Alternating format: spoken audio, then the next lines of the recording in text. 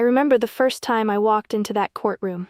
The air felt heavy, thick with tension, and the cold, hard chairs seemed to stare back at me as I took my seat.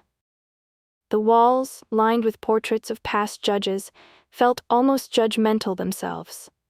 But I wasn't there for anything personal. I was there to support my best friend, Ella, who had been going through a tough custody battle. The case was dragging on for weeks, and today, we were all hoping for some kind of resolution. Ella was exhausted, emotionally drained, but she kept it together. At least, that's what she let everyone believe. Her ex-husband, Jason, was sitting on the opposite side, his lawyer whispering things in his ear that I couldn't hear but could guess well enough. His smug face was enough to make anyone feel uneasy. But Ella, she wasn't backing down. The judge, a stern, older man with glasses that seemed to sit far too low on his nose, finally called the case. He was one of those judges who barely spoke unless absolutely necessary, keeping his authority with every glance. As he started going over the case details, I could see Ella's knuckles turning white as she gripped her hands in her lap. I could feel her anxiety, even though she tried to hide it. The tension in the room was so thick you could cut it with a knife. And then, that's when it happened. That moment I'll never forget. The judge was speaking to Jason, explaining some of the terms of the custody agreement. Everyone was hanging on his every word. I could see Ella's eyes flickering between him and the papers in front of her, trying to stay calm. Her face was pale, like she was about to break down any second. I hated seeing her like that. She deserved so much better. Jason, on the other hand, had that cocky, self-satisfied grin on his face. I couldn't stand the way he carried himself. Like he already had everything figured out, like his word was law. But Ella wasn't backing down. I knew she wouldn't, not for her son. And then, as the judge went on about the details of shared custody, something snapped inside of me. I wasn't prepared for what happened next, but I couldn't stop myself. Ella's hands were trembling now, and I saw her lips moving. She was whispering to herself, trying to calm down, but it wasn't working. The frustration was building inside of her, and it felt like it was about to explode. Without thinking, I stood up. "Excuse me, Your Honor," I shouted, my voice louder than I intended, cutting through the judge's speech. The room went completely still. Every head turned, and all eyes were on me, including the judge's sharp gaze. For a split second, I felt like I couldn't breathe. I had just interrupted the judge in the middle of a court session. This was serious, but I couldn't take it back now. The words were already out there, hanging in the air. The judge's eyes locked on me, and I felt a wave of panic rush through my body. His gaze was cold, calculating. He didn't say a word at first, just stared, as if waiting for me to explain myself. I could feel the entire courtroom holding its breath, waiting for something to happen.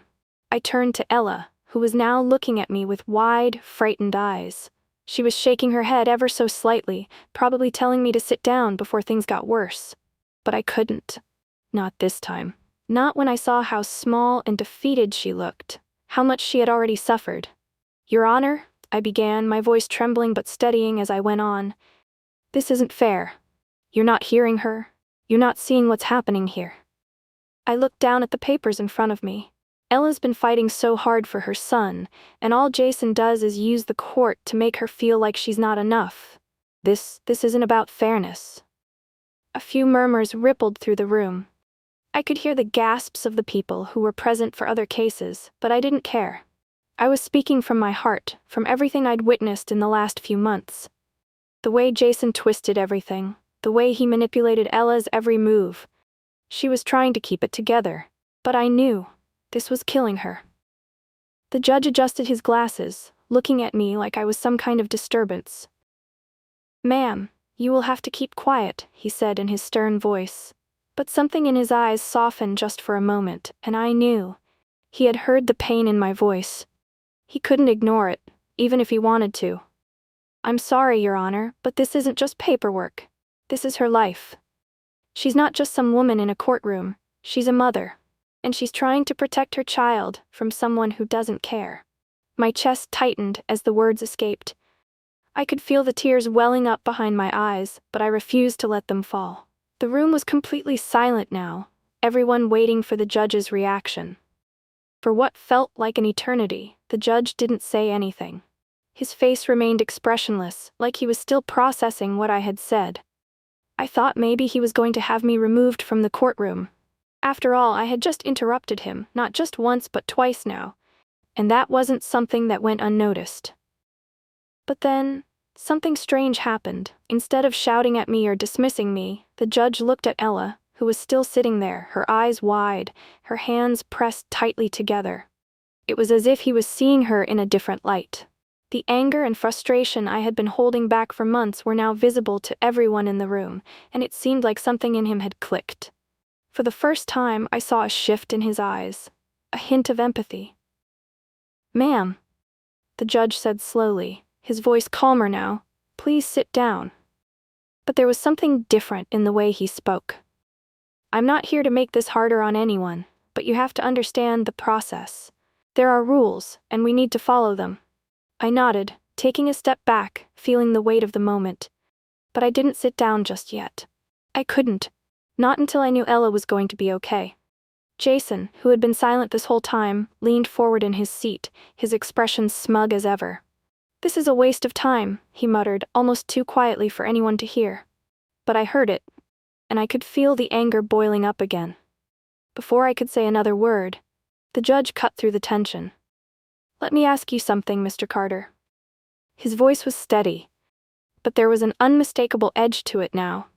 "You claim that this is all about what's best for your son, but tell me, why is it then that you keep using the court to try and control the situation instead of focusing on what he needs?"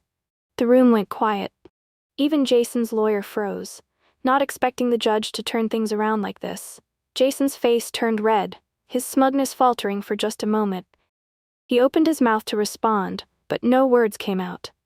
I could see his fists tightening on the table in front of him. The judge turned back to Ella. "I've been listening to both sides, but it's clear that you, Mrs. Stevens, have been nothing but patient, even when it's been difficult. I can see the effort you've put into this." Ella's face softened for a second, her eyes meeting mine. She mouthed, "Thank you," but I could see how overwhelmed she was, how much it meant to her that someone, even the judge, could see her struggle. For a moment, there was a quiet stillness in the room. I could feel the change in the air, like something had shifted, like maybe, just maybe, there was a chance for Ella. But I couldn't let my guard down yet. I knew how fragile this moment was. Jason, still recovering from the judge's words, finally managed to speak up, his voice shaky with frustration. "I don't care what she says, Judge. I'm the father. I have every right to." The judge raised his hand, silencing him instantly. "Mr. Carter, you're not hearing what I'm saying," he replied firmly. "This is about your son's well-being, not your ego." There was no mistaking the seriousness in his tone now, and I'm not going to let this turn into a battle of wills. What your son needs is stability, and that can only come when both of you act like adults. I couldn't help but let out a small sigh of relief. The judge wasn't taking Jason's side this time. He was actually standing up for Ella. Ella was sitting there, her hands still clenched, but I could see the smallest hint of hope flicker in her eyes.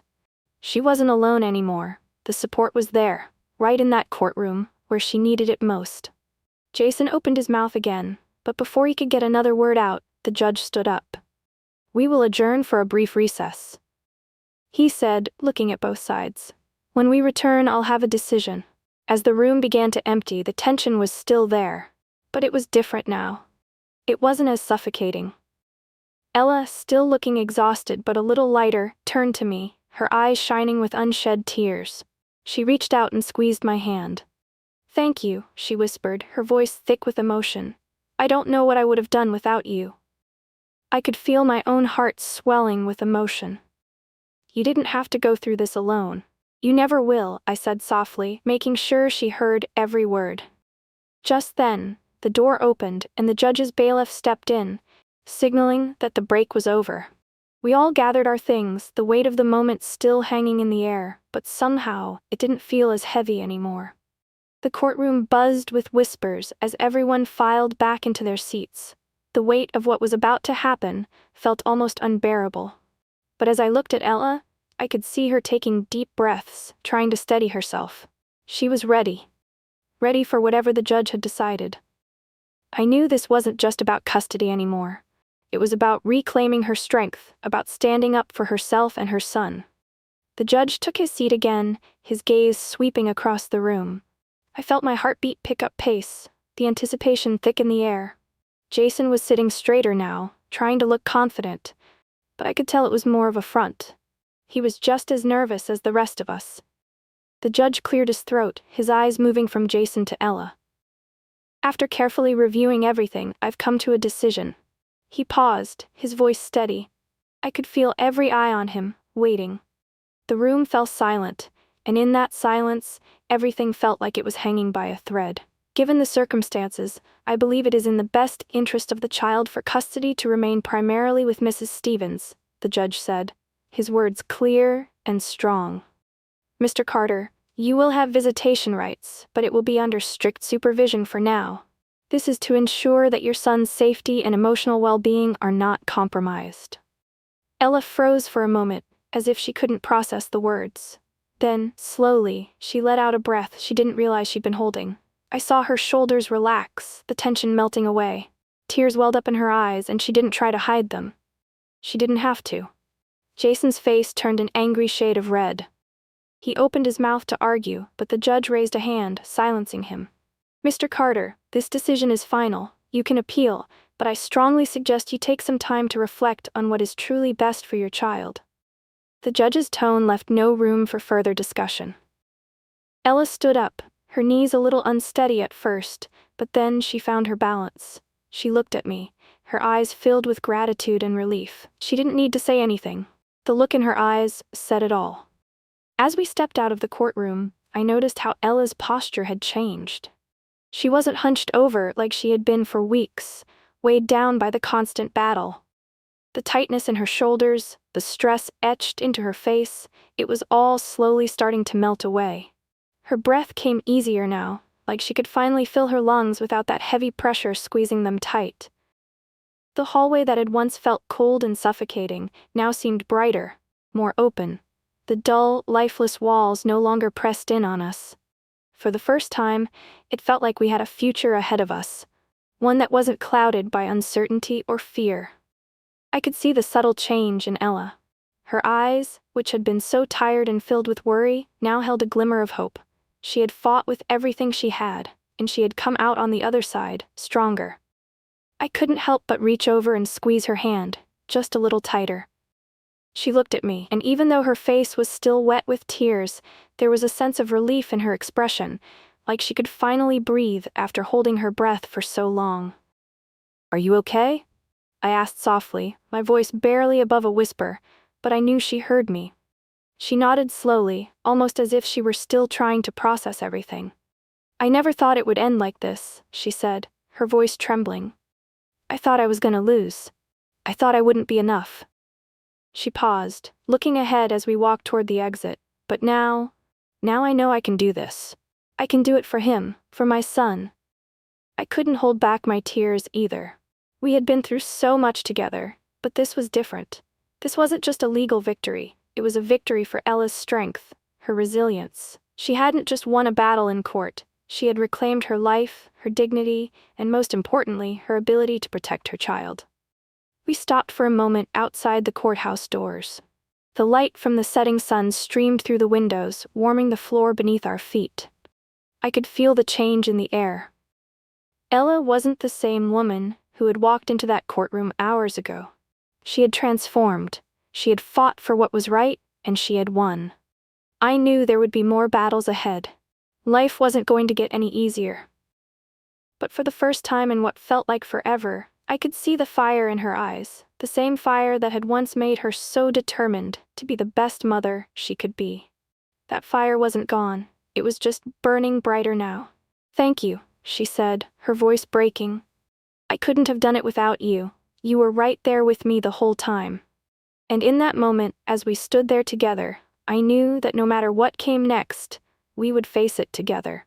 She had won today, not just because of the judge's decision, but because she had found her own strength. She had proven, beyond a shadow of a doubt, that a mother's love is the most powerful thing in the world. Hey there, thanks for watching. If you enjoyed this story, please give it a thumbs up, Leave a comment sharing your thoughts, and don't forget to hit that subscribe button so you never miss an update. If you know someone who would love this, be sure to share it with them. Your support helps me keep bringing you more amazing stories. Can't wait to see you in the next one.